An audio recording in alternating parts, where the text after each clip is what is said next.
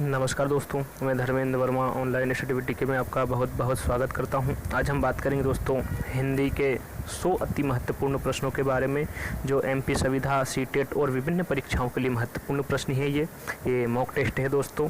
इसमें प्रश्न और 4 ऑप्शन मिलेंगे, इसलिए आप पेन और एक कॉपी ले लीजिए ताकि मैं प्रश्न और 4 ऑप्शन पढ़ूँ, तब तक आप उसका सही आंसर लगा सके। और आप जो भी अभी तक दोस्तों आपने हिंदी में पढ़ा है, उसमें आपको इस वीडियो में पता चल जाएगा कि आपकी अभी तक कितनी तैयारी हुई। और साथ ही दोस्तों मेरे चैनल को सब्सक्राइब कर लीजिएगा और साइड में बेल आइकन का बटन है, उसको भी दबा दीजिएगा, जिससे कि आपको जैसे ही मैं अगला वीडियो डालूँ तो उसकी नोटिफिकेशन आपको जल्द ही मिल जाए। तो चलिए शुरू करते हैं। आज का पहला प्रश्न है।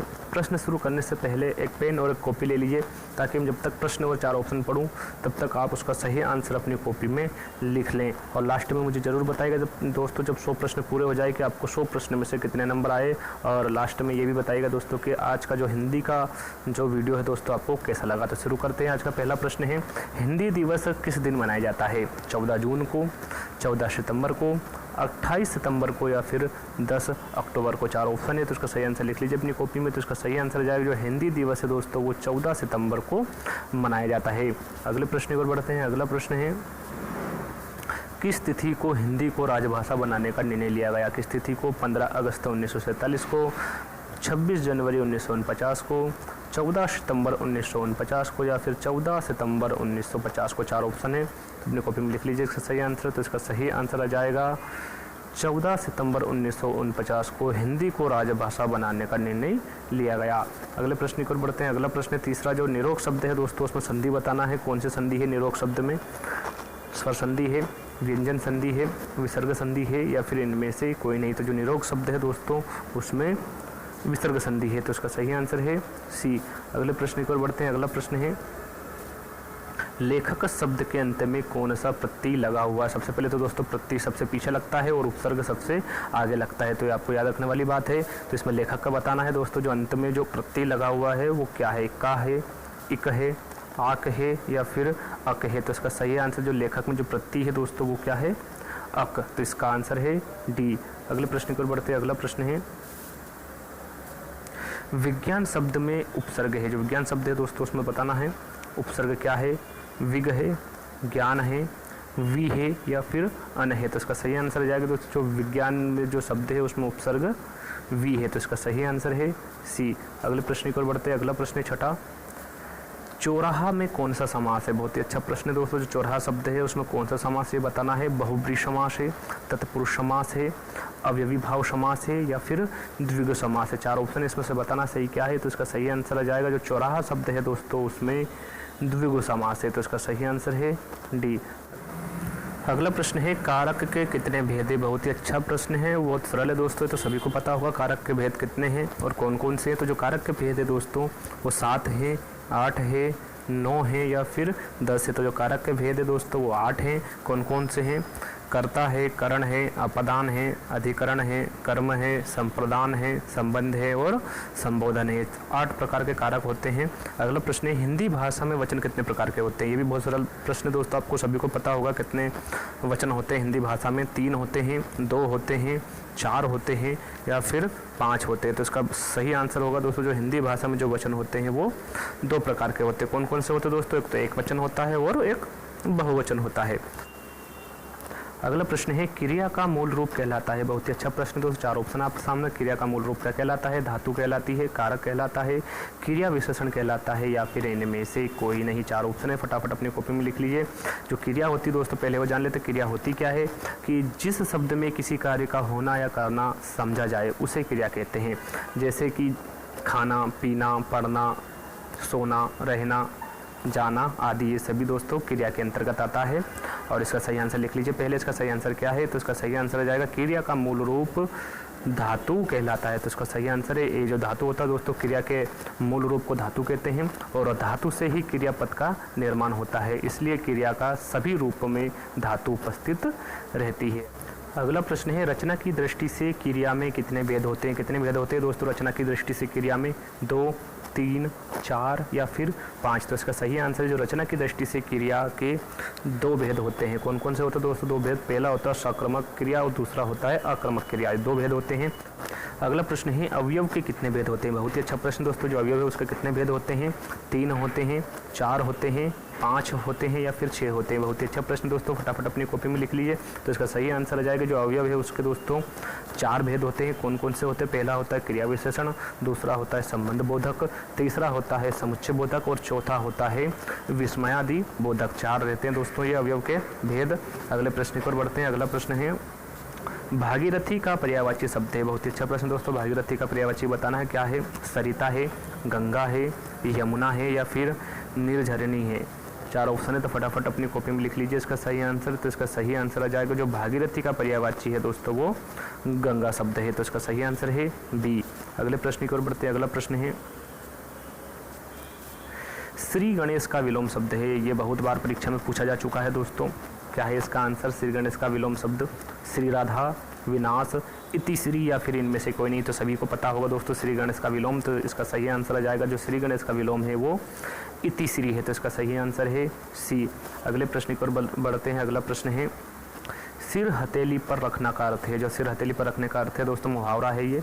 क्या अर्थ है। वीरता का प्रदर्शन करना, पराजय स्वीकार कर लेना, मरने के लिए तैयार हो जाना या फिर अहम का विसर्जन करना। बहुत ही अच्छा प्रश्न है दोस्तों, अपनी कॉपी में लिख लीजिए इसका सही आंसर। तो इसका सही आंसर आ जाएगा जो सिर हथेली पर रखना। तो इसका अर्थ हो जाएगा मरने के लिए तैयार हो जाना। इसका सही आंसर है सी। अगले प्रश्न की ओर बढ़ते हैं। अगला प्रश्न है स्थायी भावों की संख्या है। बहुत ही अच्छा प्रश्न दोस्तों। स्थायी भाव की कुल संख्या कितनी है। 9 है, 10 है, 11 है या फिर 12 है। तो अपनी कॉपी में लिख लीजिए इसका सही आंसर। तो इसका सही आंसर आ जाएगा दोस्तों जो स्थायी भाव की कुल संख्या 9 है। तो जो 9 संख्या दोस्तों मेरे कमेंट्स बॉक्स में जरूर लिखिएगा कि जो स्थायी भाव की जो कुल 9 संख्या है वो कौन कौन सी है। अगले प्रश्न की ओर बढ़ते हैं। अगला प्रश्न है शांत रस का स्थायी भाव क्या है। बहुत ही अच्छा प्रश्न है, वो बहुत सरल प्रश्न है दोस्तों। शांत रस का स्थायी भाव पूछा है। क्या है। जुगुप्सा है, क्रोध है, शोक है या फिर निर्वेद है। तो इसका सही आंसर आ जाएगा जो शांत रस का स्थायी भाव है वो निर्वेद है। अगला प्रश्न है सर्वश्रेष्ठ रस किसे माना जाता है। बहुत ही अच्छा प्रश्न है। जो सर्वश्रेष्ठ रस है दोस्तों किसे माना जाता है। बहुत बार प्रश्न पूछा जा चुका है एग्जाम में ये। तो इसका सही आंसर बताना है। रौद्र रस है, श्रृंगार रस है, करुण रस है या फिर वीर रस है। तो इसका सही आंसर आ जाएगा जो सर्वश्रेष्ठ रस है वो श्रृंगार रस है। तो इसका सही आंसर है बी। अगले प्रश्न की ओर बढ़ते हैं। अगला प्रश्न है हिंदी साहित्य का 9वां रस कौन सा है। बहुत ही अच्छा प्रश्न दोस्तों। जो हिंदी साहित्य के 9 रस होते हैं उसमें से जो 9वां रस है वो कौन सा है। भक्ति है, वत्सल है, शांत है या फिर करुण है। सही आंसर अपनी कॉपी में लिख लीजिए। तो इसका सही आंसर जो हिंदी साहित्य का 9वां रस है वो शांत रस है। तो इसका सही आंसर है सी। अगला प्रश्न है किस रस को रसराज कहा जाता है। बहुत ही अच्छा प्रश्न दोस्तों। श्रृंगार रस को कहा जाता है, हास्य रस को कहा जाता है, वीर रस को कहा जाता है या फिर शांत रस को कहा जाता है। तो इसका सही आंसर है दोस्तों जो श्रृंगार रस है उसे रसराज कहा जाता है। तो इसका सही आंसर है ए। अगला प्रश्न है संचारी भाव की संख्या है। बहुत ही अच्छा प्रश्न दोस्तों। जो संचारी भाव है टोटल वो कितने होते हैं उनके भाव। तो इसका सही आंसर अपनी कॉपी में लिख लीजिए। 9 होते हैं, 33 होते हैं, 16 होते हैं या फिर 63 होते हैं। तो इसका सही आंसर आ जाएगा जो संचारी भाव की संख्या 33 होती है। तो इसका सही आंसर है बी। अगले प्रश्न की ओर बढ़ते हैं। अगला प्रश्न है चारों चरणों में समान मात्राओं वाले छंद को क्या कहते हैं। क्या कहते हैं दोस्तों। चारों चरणों में समान मात्राओं वाले छंद को सममात्रिक छंद, विषम मात्रिक छंद, अर्ध सममात्रिक छंद या फिर ये सभी। अपनी कॉपी में लिख लीजिए इसका सही आंसर। तो इसका सही आंसर जाएगा चारों चरणों के समान मात्रा वाले छंद को सममात्रिक छंद कहते हैं। तो इसका सही आंसर है ए। अगले प्रश्न की ओर बढ़ते हैं। अगला प्रश्न है छंद का सर्वप्रथम उल्लेख कहाँ मिलता है। बहुत ही अच्छा प्रश्न है। जो छंद है दोस्तों उसका सर्वप्रथम उल्लेख कहाँ मिलता है। ऋग्वेद में मिलता है, यजुर्वेद में मिलता है, सामवेद में मिलता है या फिर उपनिषद में मिलता है। तो इसका सही आंसर है जो छंद का सर्वप्रथम उल्लेख ऋग्वेद में मिलता है। तो इसका सही आंसर है ए। अगले प्रश्न की ओर बढ़ते हैं। अगला प्रश्न है छंद कितने प्रकार के होते हैं। बहुत ही अच्छा प्रश्न है, वो बहुत ही सरल प्रश्न है। जो छंद है दोस्तों कितने प्रकार के होते हैं तो सभी ने पढ़ा होगा जिसने हिंदी पढ़ी होगी। 2 प्रकार के होते हैं, 3 प्रकार के होते हैं, 4 प्रकार के होते हैं या फिर 5 प्रकार के होते हैं। जो छंद है दोस्तों वो कितने प्रकार के होते हैं अपनी कॉपी में लिख लीजिए। तो इसका सही आंसर है जो छंद है वो 3 प्रकार के होते हैं। जो 3 प्रकार है दोस्तों कौन कौन से मेरे कमेंट्स बॉक्स में जरूर बताइएगा। अगले प्रश्न की ओर बढ़ते हैं। अगला प्रश्न है दोहे और रोले को क्रम से मिलाने पर कौन सा छंद बनता है। जब दोनों को क्रम से मिलाते हैं दोस्तों तो कौन सा छंद मिलता है बनता है। दोहे और रोले को मिलाने पर हरिगीति का, कुंडलिया, सवेया या फिर बरवे। 4 ऑप्शन है, इसमें से बताना है दोस्तों। तो इसका सही आंसर अपनी कॉपी में लिख लीजिए। तो सही आंसर है दोहे और रोले को क्रम से मिलाने पर कुंडलिया छंद बनता है। तो इसका सही आंसर है बी। अगले प्रश्न की ओर बढ़ते हैं। अगला प्रश्न है 3 बेर खाती थी वे 3 बेर खाती है में कौन सा अलंकार है। बहुत ही अच्छा प्रश्न, थोड़ा सोचिए दोस्तों इसमें कौन सा अलंकार है। यदि आप मैं जब तक 4 ऑप्शन दूँ उसमें आप इसका आंसर नहीं भी लगा सको तो थोड़ा सा वीडियो को पुश करके भी इसका आंसर अपनी कॉपी में लिख सकते हैं। तो कौन सा अलंकार है, अनुप्रास अलंकार है, श्लेष अलंकार है, यमक अलंकार है या फिर अनियोक्ति अलंकार है। तो इसका सही आंसर अपनी कॉपी में लिख लीजिए क्या है। तो इसका सही आंसर है जो 3 बेर खाती थी वे 3 बेर खाती थी में यमक अलंकार है। तो इसका सही आंसर है सी। अगला प्रश्न है एक भारतीय आत्मा किसे कहा जाता है। जयशंकर प्रसाद को कहा जाता है, माखनलाल चतुर्वेदी को कहा जाता है, रामधारी सिंह दिनकर को कहा जाता है या फिर सुमित्रानंदन पंत को कहा जाता है। बहुत ही अच्छा प्रश्न है। तो इसका सही आंसर अपनी कॉपी में लिख लीजिए कि एक भारतीय आत्मा किसे कहा जाता है। तो इसका सही आंसर है एक भारतीय आत्मा माखनलाल चतुर्वेदी को कहा जाता है। तो इसका सही आंसर है बी। अगले प्रश्न की ओर बढ़ते हैं। अगला प्रश्न है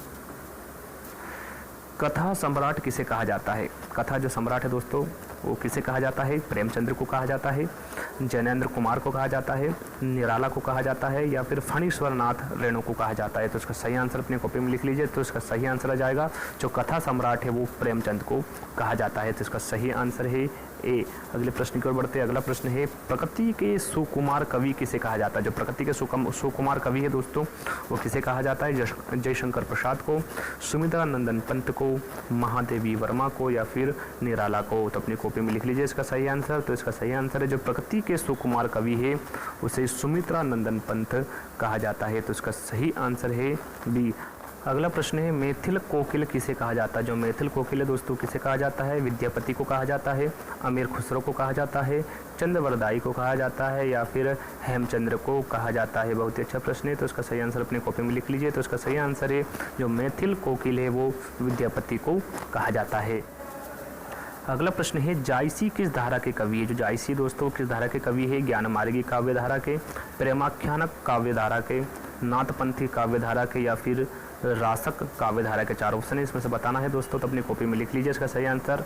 इसका सही आंसर आ जाएगा जो जायसी है वो प्रेमाख्यानक काव्य धारा के कवि है। तो इसका सही आंसर है बी। अगले प्रश्न की ओर बढ़ते हैं। अगला प्रश्न है मृगनयनी उपन्यास के रचनाकार है। जो मृगनयनी है दोस्तों उसके उपन्यास के रचनाकार कौन है। उपेंद्र नाथ अश्क, यशपाल, जैनेन्द्र कुमार या फिर वृंदावन लाल वर्मा। 4 ऑप्शन है, इसमें से बताना सही आंसर क्या है। तो इसका सही आंसर आ जाएगा जो मृगनयनी उपन्यास के रचनाकार वृंदावन लाल वर्मा है। तो इसका सही आंसर है डी। अगले प्रश्न की ओर बढ़ते हैं। अगला प्रश्न है हिंदी साहित्य में प्रयोगवाद के प्रवर्तक का नाम है।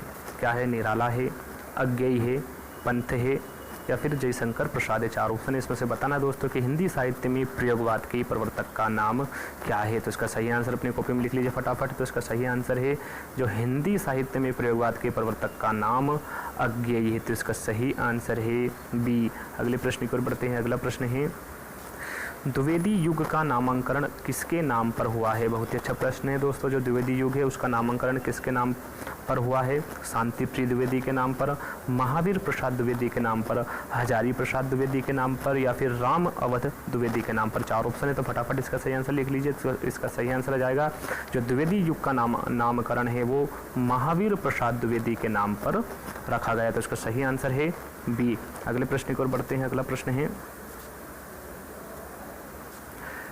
कठिन काव्य का प्रेत किस कवि को कहा जाता है। बहुत ही अच्छा प्रश्न है दोस्तों। जो कठिन काव्य का प्रेत है वो किस कवि को कहा जाता है।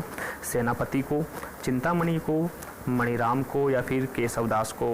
अपनी कॉपी में लिख लीजिए इसका सही आंसर। तो इसका सही आंसर है जो कठिन काव्य का प्रेत केशवदास को कहा जाता है। तो इसका सही आंसर है डी। अगले प्रश्न की ओर बढ़ते हैं। अगला प्रश्न है रीतिकाल का वहाँ कौन सा कवि है जो अपनी मात्र एक कृति से हिंदी साहित्य में अमर हो गया। बहुत ही अच्छा प्रश्न दोस्तों। कौन है वो जो रीतिकाल का वहाँ कौन सा कवि है जो अपनी मात्र एक कृति से हिंदी साहित्य में अमर हो गया। रहीम है, मतीराम है, बिहारी है या फिर देव है। बहुत ही अच्छा प्रश्न दोस्तों। तो फटाफट अपनी कॉपी में लिख लीजिए इसका सही आंसर। तो इसका सही आंसर आ जाएगा जो अपनी मात्र एक कृति से हिंदी साहित्य में अमर हो गए वो बिहारी है। तो इसका सही आंसर है सी। अगले प्रश्न की ओर बढ़ते हैं। अगला प्रश्न है मलिक मोहम्मद जायसी को जायसी कहा जाता है क्योंकि क्यों कहा जाता है दोस्तों उनको जायसी? जायस गोत्र में पैदा हुए थे, जायस मत को मानने वाले थे, जायस नामक स्थान के निवासी थे, या फिर इनमें से कोई नहीं। बहुत ही अच्छा प्रश्न है, तो अपनी कॉपी में लिख लीजिए फटाफट इसका आंसर। तो इसका आंसर हो जाएगा जो मलिक मोहम्मद जायसी को जायसी इसलिए कहा जाता था क्योंकि वो जायस नामक स्थान के निवासी थे। तो इसका सही आंसर है सी। अगला प्रश्न है चंद्रवरदाई किसके दरबारी कवि थे? किसके दरबारी कवि थे दोस्तों चंद्रवरदाई? महाराजा हमीर के, महाराजा बिसलदेव के, महाराजा प्रताप के, या फिर पृथ्वीराज चौहान के? बहुत ही अच्छा प्रश्न है, तो फटाफट अपनी कॉपी में लिख लीजिए चंद्रवरदाई किसके दरबारी कवि थे। तो इसका सही आंसर आ जाएगा जो चंद्रवरदाई है वो पृथ्वीराज चौहान के दरबारी कवि थे। अगले प्रश्न की ओर बढ़ते हैं। अगला प्रश्न है अपभ्रंश का वाल्मीकि किसे कहा जाता है? जो अपभ्रंश का वाल्मीकि दोस्तों किसे कहा जाता है? 4 ऑप्शन है आपके सामने। पुष्पदंत को कहा जाता है, धनपाल को कहा जाता है, शालिभद्र सूरी को कहा जाता है, या फिर स्वयंभू को कहा जाता है। 4 ऑप्शन है, तो फटाफट अपनी कॉपी में लिख लीजिए। तो इसका सही आंसर है जो अपभ्रंश का वाल्मीकि है वो स्वयंभू को कहा जाता है। तो इसका सही आंसर है डी। अगला प्रश्न है गोदान किसकी कृति है? तो दोस्तों ये तो आप बचपन से पढ़ते आ रहे होंगे गोदान के बारे में कि किसकी कृति है। फणीश्वर नाथ रेणु की है, प्रेमचंद्र की है, अज्ञेय की है, या फिर जयशंकर प्रसाद की है। तो इसका सही आंसर अपनी कॉपी में लिख लीजिए। तो इसका सही आंसर जाएगा जो गोदान है दोस्तों वो प्रेमचंद्र की कृति है। तो इसका सही आंसर है बी। अगला प्रश्न है फणीश्वर नाथ रेणु किसके लेखक है? जो फणीश्वर नाथ रेणु है दोस्तों 4 ऑप्शन है, उसमें से बताना है कि किसके लेखक है। गबन के हैं, गीतांजलि के हैं, मेला आंचल के हैं, या फिर कामायनी के हैं। तो फटाफट अपनी कॉपी में लिख लीजिए इसका सही आंसर। तो इसका सही आंसर जो फणीश्वर नाथ रेणु है वो मेला आंचल के लेखक है। तो अगले प्रश्न की ओर बढ़ते हैं। अगला प्रश्न है खड़ी बोली के सर्वप्रथम लोकप्रिय कवि कौन माने जाते हैं? बहुत ही अच्छा प्रश्न दोस्तों। जो खड़ी बोली है उसके सर्वप्रथम लोकप्रिय कवि कौन से माने जाते हैं? रामधारी सिंह दिनकर, सूर्यकांत त्रिपाठी निराला, मैथिली शरण गुप्त, या फिर अयोध्या सिंह उपाध्याय हरिओद। 4 ऑप्शन है, इसमें से अपनी कॉपी में लिख लीजिए सही आंसर क्या है कि खड़ी बोली के सर्वप्रथम लोकप्रिय कवि कौन माने जाते हैं। तो इसका सही आंसर है जो खड़ी बोली के सर्वप्रथम लोकप्रिय कवि हैं वो अयोध्या सिंह उपाध्याय हरिओद है। तो इसका सही आंसर है डी। अगले प्रश्न की ओर बढ़ते हैं। अगला प्रश्न है हिंदी की पहली कहानी लेखिका का नाम है? बहुत ही अच्छा प्रश्न दोस्तों। जो हिंदी की पहली कहानी लेखिका नाम क्या है? बंग महिला, सत्यवती, चंद्र किरण, या फिर चंद्रकांता। तो अपनी कॉपी में इसका सही आंसर लिख लीजिए। तो इसका सही आंसर हो जाएगा हिंदी की पहली कहानी की जो लेखिका है वो बंग महिला है। तो इसका सही आंसर है ए। अगले प्रश्न की ओर बढ़ते हैं। अगला प्रश्न है कमल का सिपाही क्या है?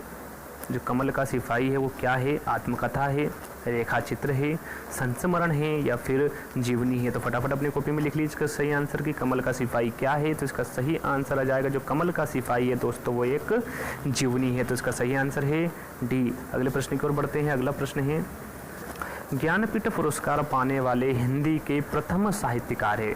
कौन है दोस्तों ज्ञानपीठ पुरस्कार पाने वाले हिंदी के प्रथम साहित्यकार? सुमित्रा नंदन पंत, रामधारी सिंह दिनकर, अज्ञेय, या फिर महादेवी वर्मा। 4 ऑप्शन है, तो फटाफट अपनी कॉपी में इसका सही आंसर लगा लीजिए। तो इसका सही आंसर आ जाएगा ज्ञानपीठ पुरस्कार पाने वाले हिंदी के प्रथम साहित्यकार सुमित्रा नंदन पंत है। तो इसका सही आंसर है ए। अगले प्रश्न की ओर बढ़ते हैं। अगला प्रश्न है तुलसीदास जी ने अपनी रचनाओं में किसका वर्णन किया है? किसका वर्णन किया है दोस्तों तुलसीदास जी ने अपनी रचनाओं में? शिव का, कृष्ण का, राम का, या फिर विष्णु का। 4 ऑप्शन है, तो अपने फटाफट अपनी कॉपी में लिख लीजिए इसका सही आंसर। तो इसका सही आंसर हो जाएगा दोस्तों तुलसीदास जी ने अपनी रचनाओं में राम का वर्णन किया है। तो इसका सही आंसर है सी। अगला प्रश्न है ज्ञानपीठ पुरस्कार किस क्षेत्र में श्रेष्ठ कार्य के लिए दिया जाता है? सिनेमा में, विज्ञान के क्षेत्र में, समाज सेवा के क्षेत्र में, या फिर साहित्य के क्षेत्र में। तो अपने कॉपी में लिख लीजिए इसका सही आंसर। तो इसका सही आंसर है ज्ञानपीठ पुरस्कार साहित्य के क्षेत्र में श्रेष्ठ कार्य के लिए दिया जाता है। तो उसका सही आंसर है डी। अगला प्रश्न है जाकी रही भावना जैसी प्रभु मूरत देखी तिन तेसी प्रस्तुत पंक्ति में रचिता है? जो पंक्ति है दोस्तों इसके रचिता कौन है? सूरदास है, मीराबाई है, तुलसीदास है, या फिर गिरिधर है। 4 ऑप्शन है, तो इसमें बताना है दोस्तों। तो इसका सही आंसर आ जाएगा कि जाकी रही भावना जैसी प्रभु मूरत देखी तिन तेसी। इसकी जो पंक्ति के रचिता है वो है तुलसीदास जी हैं। तो इसका सही आंसर है सी। अगला प्रश्न है, प्रभु जी तुम चंदन हम पानी, जाकी अंग अंग बास समानी, प्रस्तुत पंक्ति में रचिता है। इस पंक्ति जो पंक्ति है दोस्तों, इसके रचिता कौन है? रैदास है, मलुकदास है, गुरु नानक है या फिर कबीरदास है। 4 ऑप्शन है, बहुत फेमस पंक्ति है दोस्तों, इसका बारे में तो आपको सभी को पता होगा। तो इसका सही आंसर जो पंक्ति है दोस्तों वो रैदास जी की है, तो इसका सही आंसर है ए। अगले प्रश्न की ओर बढ़ते हैं। अगला प्रश्न है, रंगभूमि उपन्यास के रचनाकार है। जो रंगभूमि है दोस्तों, जो एक उपन्यास है, इसके रचनाकार कौन है? राजेंद्र यादव है, रागी राघव है, प्रेमचंद्र है या फिर अमरकांत है। 4 ऑप्शन है, तो फटाफट अपनी कॉपी में लिख लीजिए। जो रंगभूमि उपन्यास है दोस्तों, उसके रचनाकार कौन है? तो इसका सही आंसर है, जो रंगभूमि उपन्यास है उसके रचनाकार प्रेमचंद्र है, तो इसका सही आंसर है सी। अगले प्रश्न की ओर बढ़ते हैं। अगला प्रश्न है, निम्नलिखित में से कौन छायावादी कवि है? 4 ऑप्शन उसमें से बताना है दोस्तों, छायावादी कवि कौन है? भारत भूषण अग्रवाल, तुलसीदास, सुमित्रानंदन पंत या फिर नागार्जुन। 4 ऑप्शन है, इसमें से बताना दोस्तों छायावादी कवि कौन सा है। तो इसका सही आंसर आ जाएगा, जो छायावादी कवि है दोस्तों वो सुमित्रानंदन पंत है, तो इसका सही आंसर है सी। अगले प्रश्न की ओर बढ़ते हैं। अगला प्रश्न है, पृथ्वीराज रासो किस काल की रचना है? जो पृथ्वीराज रासो है दोस्तों, वो किस काल की रचना है? आदिकाल की है, रीतिकाल की है, भक्ति काल की है या फिर आधुनिक काल की। 4 ऑप्शन उसमें से बताना सही आंसर क्या है। जो पृथ्वीराज रासो है वो किस काल की रचना है? तो इसका सही आंसर है, जो पृथ्वीराज रासो है वो आदिकाल की रचना है, तो इसका सही आंसर है ए। अगला प्रश्न है, बिहारी ने क्या लिखे? जो बिहारी है दोस्तों, उनको बताना है कि उन्होंने क्या लिखे। पद लिखे, दोहे लिखे, चौपाई लिखी या फिर कविता लिखी। बहुत ही अच्छा प्रश्न है, तो इसका सही आंसर क्या है दोस्तों? तो इसका सही आंसर है, जो बिहारी है उन्होंने दोहे लिखे, तो इसका सही आंसर है बी। अगले प्रश्न की ओर बढ़ते हैं। अगला प्रश्न है, इनमें से कौन भक्ति काल का कवि नहीं है? 4 ऑप्शन दोस्तों, उसमें से बताना है कि भक्ति काल का कवि कौन सा नहीं है। नाभादास, रसखान, नंददास या फिर अमीर खुसरो। 4 ऑप्शन इसमें से बताना है दोस्तों कि भक्ति काल का कवि कौन सा नहीं है। तो इसका सही आंसर आ जाएगा, जो भक्ति काल का कवि जो नहीं है वो है अमीर खुसरो, ये भक्ति काल के कवि नहीं है। बाकी तीनों जो नाभादास है, रसखान है, वो नंददास है, तीनों ही भक्ति काल के कवि है। अगला प्रश्न है, 2.5 अक्षर प्रेम के पढ़े सो पंडित होई, प्रस्तुत पंक्ति के रचिता है। ये भी बहुत फेमस पंक्ति है दोस्तों, इसके रचिता कौन है? मीराबाई है, कबीरदास है, जायसी है या फिर तुलसीदास है। तो इसका सही आंसर है दोस्तों, जो 2.5 अक्षर प्रेम के पढ़े सो पंडित होई, प्रस्तुत पंक्ति के रचिता कबीरदास जी है, तो इसका सही आंसर है बी। अगले प्रश्न की ओर बढ़ते हैं। अगला प्रश्न है, ले चल मुझे बुलावा देकर मेरे नाविक धीरे धीरे, प्रस्तुत कवि के रचिता है। ये जो पंक्ति है दोस्तों, इसके रचिता कौन है? नरेंद्र शर्मा है, जयशंकर प्रसाद है, राम नरेश त्रिपाठी है या फिर सूर्यकांत त्रिपाठी निराला है। 4 ऑप्शन है, तो फटाफट अपनी कॉपी में इसका सही आंसर लगा लीजिए। तो इसका सही आंसर आ जाएगा, ले चल मुझे भुलावा देकर मेरे नाविक धीरे धीरे, प्रस्तुत पंक्ति के रचिता जयशंकर प्रसाद है, तो इसका सही आंसर है बी। अगले प्रश्न की ओर बढ़ते हैं। अगला प्रश्न है,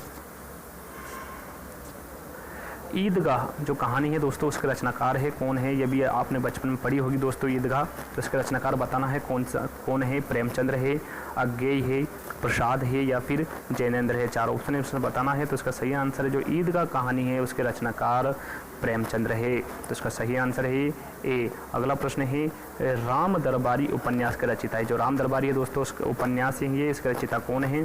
राही मासूम रजा, श्रीलाल शुक्ल, हरिशंकर परसाई या फिर शरद जोशी। तो इसका सही आंसर मेरी कॉपी में लिख लीजिए। तो इसका सही आंसर है, जो राम दरबारी है उसके रचिता श्रीलाल शुक्ल है, तो इसका सही आंसर है बी। अगले प्रश्न की ओर बढ़ते हैं। अगला प्रश्न है, गागर में सागर भरने का कार्य किस कवि ने किया है? बहुत ही अच्छा प्रश्न है दोस्तों, किस कवि ने किया है गागर में सागर भरने का कार्य? ये बहुत बार प्रश्न पूछा जा चुका है एग्जाम में, तो इसका सही आंसर बताइएगा आप। बिहारी ने, रसखान ने, घनानंद ने या फिर सूरदास ने। तो इसका सही आंसर अपनी कॉपी में लिख लीजिए। तो इसका सही आंसर आ जाएगा, जो गागर में सागर भरने का कार्य बिहारी ने किया है, तो इसका सही आंसर है ए। अगला प्रश्न है, कामायनी किस प्रकार का ग्रंथ है? बहुत बार एग्जाम में आ चुका है दोस्तों ये प्रश्न। जो कामायनी है वो किस प्रकार का ग्रंथ है? खंड काव्य है, मुक्तक काव्य है, महाकाव्य है या फिर चंपू काव्य है? तो इसका सही आंसर अपनी कॉपी में लिख लीजिए। तो इसका सही आंसर आ जाएगा, जो कामायनी है दोस्तों वो महाकाव्य ग्रंथ है, तो इसका सही आंसर है सी। अगला प्रश्न है, सूरदास के गुरु कौन थे? तो सभी को पता होगा दोस्तों, जो सूरदास उनके गुरु कौन थे? रामानंद थे, मध्वाचार्य थे, रामदास थे या फिर वल्लभाचार्य थे। चार ऑप्शन है, तो सही आंसर अपने कॉपी में लिख लीजिए। जो सूरदास के गुरु कौन थे, तो इसका सही आंसर है जो सूरदास जी के गुरु थे वो वल्लभाचार्य थे, तो इसका सही आंसर है डी। अगले प्रश्न की ओर बढ़ते हैं। अगला प्रश्न है किस काल को स्वर्ण काल कहा जाता है? ये तो सभी को पता होगा दोस्तों, किस काल को स्वर्ण काल कहा जाता है? रीति काल को कहा जाता है, भक्ति काल को कहा जाता है, आदि काल को कहा जाता है या फिर आधुनिक काल को कहा जाता है। चार ऑप्शन है, तो फटाफट अपनी कॉपी में लिख लीजिए दोस्तों कि किस काल को स्वर्ण काल कहा जाता है। तो इसका सही आंसर है भक्ति काल को स्वर्ण काल कहा जाता है, तो इसका सही आंसर है बी। अगला प्रश्न है हिंदी गद्य के जन्मदाता किसको माना जाता है? किसको माना जाता है दोस्तों हिंदी गद्य के जन्मदाता? प्रताप नारायण मिश्र को, महावीर प्रसाद द्विवेदी को, भारतेंदु हरिश्चंद्र को या फिर बालकृष्ण भट्ट को। चार ऑप्शन है, तो फटाफट अपनी कॉपी में दोस्तों इसका आंसर लिख लीजिए क्या है। तो इसका सही आंसर आ जाएगा जो हिंदी गद्य के जन्मदाता है वो भारतेंदु हरिश्चंद्र को माना जाता है, तो इसका सही आंसर है सी। अगले प्रश्न की ओर बढ़ते हैं। अगला प्रश्न है निराला को कैसा कवि माना जाता है? जो निराला है दोस्तों उसको कैसा कवि माना जाता है? अवसरवादी कवि, क्रांतिकारी कवि, पलायनवादी कवि या फिर भाग्यवादी कवि। चार ऑप्शन है, इसमें से बताना है दोस्तों जो निराला है वो को कैसा कवि माना जाता है। तो इसका सही आंसर है जो निराला है दोस्तों उनको क्रांतिकारी कवि माना जाता है, तो इसका सही आंसर है बी। अगले प्रश्न की ओर बढ़ते हैं। अगला प्रश्न है दिनकर किस रस के कवि माने जाते हैं? जो दिनकर है दोस्तों वो किस रस के कवि माने जाते हैं? रौद्र रस, करुण रस, वीर रस या फिर श्रृंगार रस। चार ऑप्शन है, इसमें से बताना है कि जो दिनकर किस रस के कवि माने जाते हैं। तो अपनी कॉपी में लिख लीजिए इसका सही आंसर है। तो इसका सही आंसर है जो दिनकर है दोस्तों वो वीर रस के कवि माने जाते हैं, तो इसका सही आंसर है सी। अगला प्रश्न है हिंदी पत्रिका कादम्बिनी के संपादक कौन है? कौन है दोस्तों? राजेंद्र अवस्थी हैं, रमेश बख्शी हैं, राजेंद्र यादव हैं या फिर दुर्गा प्रसाद शुक्ल है। चार ऑप्शन है, तो फटाफट अपनी कॉपी में इसका सही आंसर लिख लीजिए। इसका सही आंसर क्या है? तो इसका सही आंसर आ जाएगा कि हिंदी पत्रिका कादम्बिनी के संपादन राजेंद्र अवस्थी हैं, तो इसका सही आंसर है ए। अगला प्रश्न है रामचरितमानस में कितने कांड है? बहुत ही अच्छा प्रश्न दोस्तों, कितने कांड है रामचरितमानस में? 4 है, 5 है, 7 है या फिर 8 है, तो इसका सही आंसर आ जाएगा जो रामचरितमानस में 7 कांड है, तो इसका सही आंसर है सी। अगले प्रश्न की ओर बढ़ते हैं। अगला प्रश्न है हिंदी का आदि कवि किसे माना जाता है? जो हिंदी है दोस्तों उसका आदि कवि किसे माना जाता है? अब्दुल रहमान को, सरहपा को, स्वयंभू को या फिर पुष्पदंत को। चार ऑप्शन है, इसमें से बताना है कि हिंदी का आदि कवि किसे माना जाता है। तो इसका सही आंसर है जो हिंदी का आदि कवि स्वयंभू को माना जाता है, तो इसका सही आंसर है सी। अगला प्रश्न है भूषण किस रस के कवि थे? जो भूषण है दोस्तों किस रस के कवि थे? रौद्र रस के, करुण रस के, वीर रस के या फिर श्रृंगार रस के। चार ऑप्शन है, तो इसका अपनी कॉपी में लिख लीजिए इसका आंसर। तो इसका सही आंसर आ जाएगा जो भूषण है दोस्तों वो वीर रस के कवि थे, तो इसका सही आंसर है सी। अगला प्रश्न है रामचरितमानस की भाषा क्या है? जो रामचरितमानस है दोस्तों उसकी भाषा क्या है? भोजपुरी है, प्राकृत है, ब्रज भाषा है या फिर अवधी है। चार ऑप्शन है, इसमें से बताना है कि रामचरितमानस की भाषा क्या है। उसका सही आंसर अपनी कॉपी में लिख लीजिए। तो इसका सही आंसर आ जाएगा जो रामचरितमानस की भाषा अवधी भाषा है, तो इसका सही आंसर है डी। अगला प्रश्न है अष्टछाप के सर्वश्रेष्ठ भक्त कवि के रूप में किसका नाम लिया जाता है? बहुत ही अच्छा प्रश्न दोस्तों, किसका नाम लिया जाता है? कुंदन दास का, सूरदास का, परमानंद दास का या फिर कृष्णदास का। चार ऑप्शन है, बहुत ही अच्छा प्रश्न है, तो उसका सही आंसर है अष्टछाप के सर्वश्रेष्ठ भक्त कवि के रूप में सूरदास का नाम लिया जाता है, तो इसका सही आंसर है बी। अगले प्रश्न की ओर बढ़ते हैं। अगला प्रश्न है सांच बराबर तप नहीं, झूठ बराबर पाप इस पंक्ति के रचयिता है। दोस्तों ये भी बहुत फेमस पंक्ति है, इसके रचयिता बताना कौन है? कबीरदास जी हैं, जायसी हैं, मीराबाई है या फिर रस कहान है। चार ऑप्शन है, इसमें से बताना है सही क्या है। तो इसका सही आंसर आ जाएगा दोस्तों जो सांच बराबर तप नहीं, झूठ बराबर पाप इसके रचयिता कबीरदास जी हैं, तो इसका सही आंसर है ए। अगले प्रश्न की ओर बढ़ते हैं। अगला प्रश्न है जब जब होए धर्म की हानि, बाड़े असुर अधम अभिमानी प्रस्तुत पंक्ति के रचनाकार है। इसका भी तो दोस्तों सभी को पता होगा, बहुत ही फेमस पंक्ति है, ये भी रसखान है, तुलसीदास है, बिहारी है या फिर कबीरदास है। चार ऑप्शन है, तो फटाफट अपनी कॉपी में इसका आंसर लिख लीजिए। तो इसका सही आंसर आ जाएगा कि जब जब होए धर्म की हानि, बाड़े असुर अधम अभिमानी इस पंक्ति के रचनाकार तुलसीदास जी हैं, तो इसका सही आंसर है बी। अगले प्रश्न की ओर बढ़ते हैं। अगला प्रश्न है अशोक के फूल जो निबंध संग्रह है इसके रचनाकार कौन है? कुबेरनाथ राय है, गुलाब राय है, रामचंद्र शुक्ल है या फिर हजारी प्रसाद द्विवेदी है। 4 ऑप्शन है, तो फटाफट इसका आंसर लिख लीजिए दोस्तों अपनी कॉपी में। तो इसका सही आंसर आ जाएगा जो अशोक के फूल जो निबंध संग्रह है वो हजारी प्रसाद द्विवेदी की रचना है। तो इसका सही आंसर है डी। अगले प्रश्न की ओर बढ़ते हैं। अगला प्रश्न है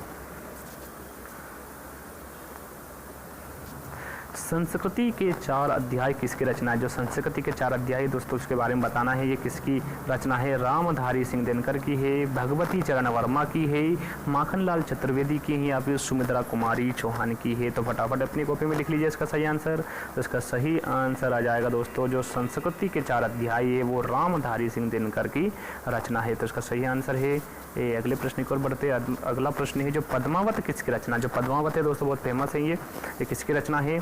नाभादास की है, केशवदास की है, तुलसीदास जी की है या फिर जायसी की है। तो इसका सही आंसर अपनी कॉपी में लिख लीजिए। तो इसका सही आंसर है जो पद्मावत है दोस्तों वो जायसी की रचना है। तो इसका सही आंसर है डी। अगला प्रश्न है हिंदी साहित्य के इतिहास के सर्वप्रथम लेखक का नाम है। बहुत ही अच्छा प्रश्न है दोस्तों। सर्वप्रथम लेखक का नाम क्या है?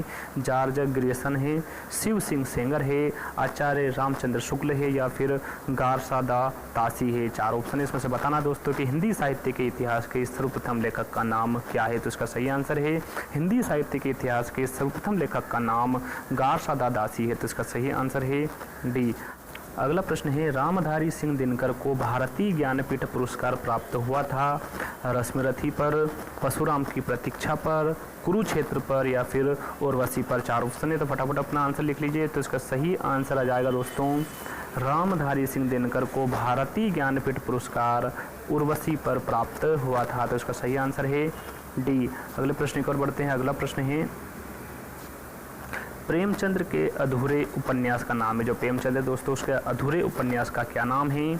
गबन है, रंगभूमि है, मंगलसूत्र है या फिर सेवा सदन है। 4 ऑप्शन है, इसमें से बताना है दोस्तों जो प्रेमचंद्र के अधूरे उपन्यास का नाम क्या है। तो अपनी कॉपी में लिख लीजिए। तो इसका सही आंसर आ जाएगा जो प्रेमचंद्र के अधूरे उपन्यास का नाम मंगलसूत्र है। तो इसका सही आंसर है सी। अगले प्रश्न की ओर बढ़ते हैं। अगला प्रश्न है प्रगतिवाद उपयोगितावाद का दूसरा नाम है। यह कथन किसने कहा? यह कथन किसने कहा दोस्तों?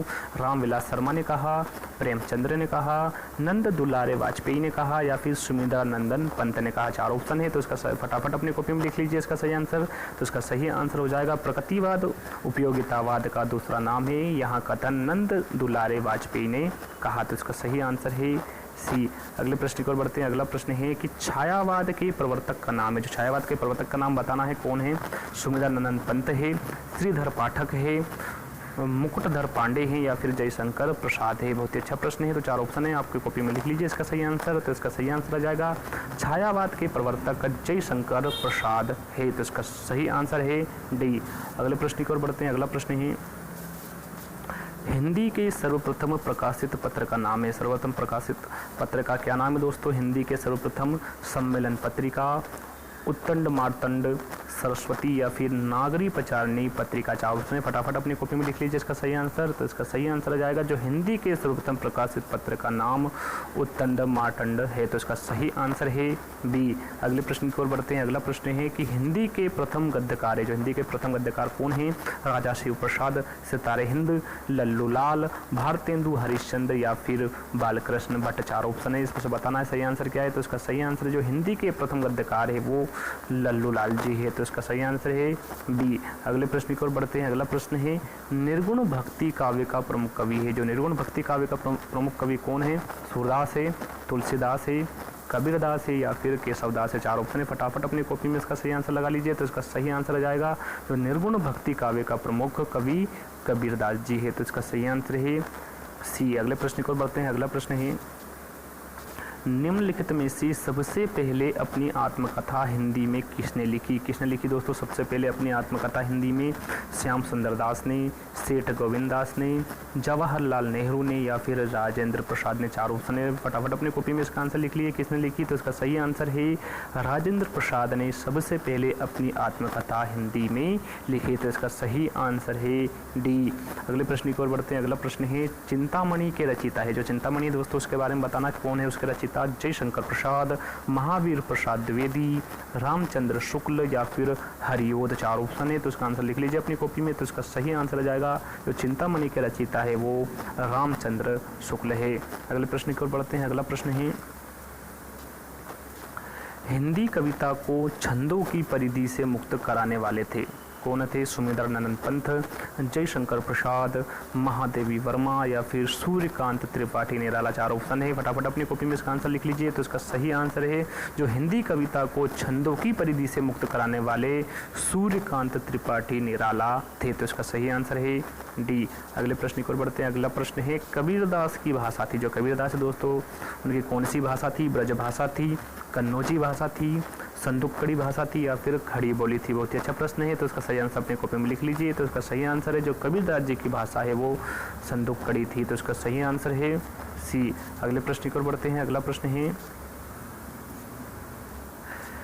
पृथ्वीराज रासो के रचनाकार हैं, जो पृथ्वीराज रासो है दोस्तों उसके रचनाकार कौन है? जयदेव है, चंद्रवरदाई है, जगनीक है या फिर विद्यापति है? चार ऑप्शन है, तो इसका सही आंसर अपने कॉपी में लिख लीजिए। तो इसका सही आंसर आ जाएगा जो पृथ्वीराज रासो है उसके रचनाकार जयदेव है। तो इसका सही आंसर है ए। अगला प्रश्न है, वीर गाथा काल के सर्वश्रेष्ठ कवि माने जाते हैं, बहुत ही अच्छा प्रश्न है दोस्तों। जो वीर गाथा काल के सर्वश्रेष्ठ कवि कौन माने जाते हैं?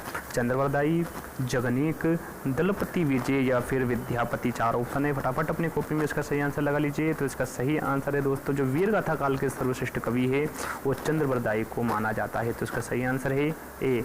अगला प्रश्न की ओर बढ़ते हैं। अगला प्रश्न है, हिंदी साहित्य के आरंभिक काल को आचार्य रामचंद्र शुक्ल ने क्या कहा? क्या कहा दोस्तों? आदिकाल कहा, चारण काल कहा, वीर गाथा काल कहा या फिर सिद्ध सामंत काल कहा? चार ऑप्शन है, फटाफट अपनी कॉपी में इसका आंसर लिख लीजिए क्या है। तो इसका सही आंसर है जो हिंदी साहित्य के आरंभिक काल को आचार्य रामचंद्र शुक्ल ने वीर गाथा काल कहा। तो इसका सही आंसर है सी। अगला प्रश्न है, खड़ी बोली का दूसरा नाम है, जो खड़ी बोली है दोस्तों उसका दूसरा नाम क्या है? मगही है, कौरवी है, हिंदुस्तानी है या फिर बघेली है? चार ऑप्शन है, तो उसका सही आंसर बता दीजिए, अपनी कॉपी में लिख लीजिए। तो इसका सही आंसर है जो खड़ी बोली है उसका दूसरा नाम कौरवी है। अगले प्रश्न की ओर बढ़ते हैं। अगला प्रश्न है, अधिकतर भारतीय भाषाओं का विकास किस लिपि में हुआ है? अधिकतर जो भारतीय भाषाएं दोस्तों उसका विकास किस लिपि में हुआ है? शारदा लिपि में हुआ है, खरोष्टी लिपि में हुआ है, कुटिल लिपि में हुआ है या फिर ब्राह्मी लिपि में हुआ है? तो अपनी कॉपी में लिख लीजिए इसका आंसर। तो इसका सही आंसर है जो अधिकतर भारतीय भाषाओं का विकास ब्राह्मी लिपि में हुआ है। तो इसका सही आंसर है डी। अगला प्रश्न है, निम्नलिखित में से किस कवि ने अधिकांश कविताएं ब्रजभाषा में लिखी? किस कवि ने दोस्तों अधिकांश कविताएं ब्रजभाषा में लिखी? मीराबाई ने, जयशंकर प्रसाद ने, सूरदास ने या फिर रहीम ने? चार ऑप्शन है, इसमें से बताना दोस्तों किसने अधिकांश कविताएं ब्रजभाषा में लिखी। तो इसका सही आंसर है सूरदास जी ने अधिकांश कविताएं ब्रजभाषा में लिखी। तो इसका सही आंसर है सी। प्रश्न है, राष्ट्रीय नाट्य विद्यालय कहाँ पर है? कहाँ पर दोस्तों राष्ट्रीय नाट्य विद्यालय? पुणे में है, वाराणसी में है, नई दिल्ली में है या फिर पटना में है? तो फटाफट इसका आंसर लगा लीजिए अपनी कॉपी में। तो इसका सही आंसर है जो राष्ट्रीय नाट्य विद्यालय वो नई दिल्ली में स्थित है। अगला प्रश्न है, किस छंद में 6 चरण होते हैं? कौन सा छंद है दोस्तों जिसमें 6 चरण होते हैं? बरे में, चौपाई में, सोरठा में या फिर छप्पई में? तो इसका सही आंसर है दोस्तों अपनी कॉपी में लिख लीजिए पहले। तो इसका सही आंसर है जो छप्पई है दोस्तों, छप्पई छंद है उसमें 6 चरण होते हैं। अगला प्रश्न है, समास शब्द का अर्थ है? क्या है दोस्तों समास शब्द का अर्थ है? तो सभी ने पढ़ा होगा, संक्षेप है, टिप्पणी है, सार है या फिर व्यास है? तो इसका आंसर मैं आपको नहीं बताऊंगा, इसका आंसर आप मेरे कमेंट्स बॉक्स में जरूर बताइएगा कि समास शब्द का अर्थ क्या है। अगले प्रश्न की ओर बढ़ते हैं। अगला प्रश्न है, उपसर्ग का प्रयोग होता है, जो उपसर्ग का प्रयोग होता है वो कहाँ होता है? शब्द के आगे होता है, शब्द के पीछे होता है, शब्द के बीच में होता है या फिर इनमें से कोई नहीं? जिन्होंने दोस्तों उपसर्ग अच्छे से पढ़ा होगा वो बहुत अच्छे से इसका जवाब अपनी कॉपी में लिख सकते हैं। तो इसका सही आंसर बताना है क्या है। तो इसका सही आंसर आ जाएगा जो उपसर्ग का प्रयोग दोस्तों शब्द के आगे किया जाता है। तो इसका सही आंसर है ए। अगले प्रश्न की ओर बढ़ते हैं। अगला प्रश्न है कि संविधान के किस अनुच्छेद में देवनागरी लिपि में लिखित हिंदी को संघ की राजभाषा घोषित किया गया? कौन सा अनुच्छेद है दोस्तों? 347 अनुच्छेद है, 348 अनुच्छेद है, 343 अनुच्छेद है या फिर 345 अनुच्छेद है? तो इसका सही आंसर अपने कॉपी में लिख लीजिए। तो इसका सही आंसर हो जाएगा संविधान के 343 अनुच्छेद में देवनागरी लिपि में लिखित हिंदी को संघ की राजभाषा घोषित किया गया। तो इसका सही आंसर है सी। अगला प्रश्न है, उत्तर भारत में भक्ति का प्रचार करने का श्रेय किसे जाता है? किसे जाता है दोस्तों? शंकराचार्य को, रामानुजाचार्य को, रामानंद को या फिर मध्वाचार्य को। 4 ऑप्शन है, बहुत ही अच्छा प्रश्न है। तो इसका सही आंसर आ जाएगा जो उत्तर भारत में भक्ति का प्रसार करने का श्रेय रामानंद को जाता है। तो इसका सही आंसर है सी। अगला और लास्ट प्रश्न है कि किस लेखिका ने पशु पक्षियों पर केंद्रित रचना की है? बहुत ही अच्छा प्रश्न है दोस्तों। महादेवी वर्मा ने, सुभद्रा कुमारी चौहान ने, होमवती देवी ने या फिर सत्यवती मलिक ने। 4 ऑप्शन है, तो फटाफट अपनी कॉपी में इसका आंसर लिख लीजिए। ये लास्ट प्रश्न है, तो इसका सही आंसर आ जाएगा दोस्तों महादेवी वर्मा ने पशु पक्षियों पर केंद्रित रचना की है। तो इसका सही आंसर है ए। तो दोस्तों ये 100 प्रश्न थे। आपको 100 में से कितने नंबर आए प्लीज़ मेरे कमेंट्स बॉक्स में ज़रूर बताइएगा। और आज का वीडियो दोस्तों कैसा लगा ये भी मेरे कमेंट्स बॉक्स में आप ज़रूर बताइएगा। और दोस्तों अभी तक मेरे चैनल को आपने सब्सक्राइब नहीं किया है तो प्लीज़ सब्सक्राइब कर लीजिए और बेल आइकन को जरूर दबाइए जिससे कि आपको लेटेस्ट वीडियो मिलती रहे। धन्यवाद।